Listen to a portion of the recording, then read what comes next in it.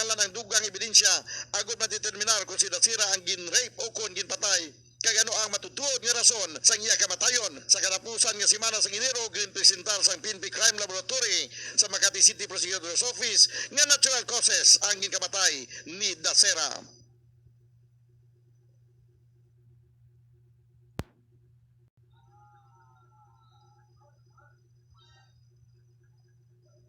Enero 11, gindismiss sa serbisyo ang miyembro sa Philippine National Police nga nagpatay sa Magiloy sa Paniki, Tarlac sa tuong Disyembre 20, tuig 2020. Sunod kay isa PNP Chief Police General Dibold Sinas, gindismiss si Police Master Sergeant Jonel Nuizca nga nagpatay siya kasilingan nga sanday Sonia kag Frank Anthony Gregorio. Sunod kay Sinas ang dismissal ang ginpatuman ni Regional Director sa National Capital Region Police Office, Police Brigadier General Vicente Danao Jr. Sanday Sonia kag Frank ang ipatay ni Nuizca matapos ang pagbaisay angot sa paggamit ni Frank sang bugang nga ginreklamo sa iyang anak nga isa ka minor de edad. Ang insidente ang nag-viral sa social media matapos magkuhaan sang video. Ang pulis ang ginkasuhan sa duha ka count sang murder.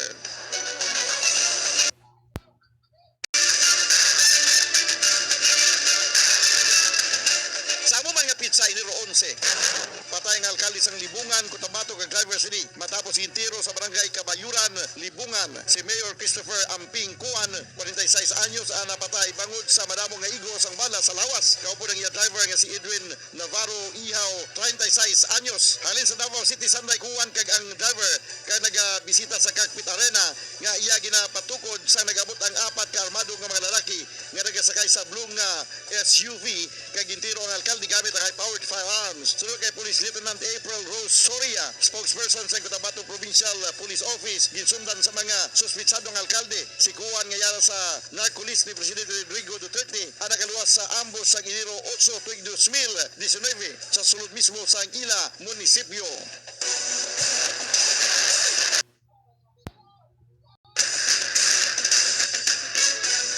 Enero 14,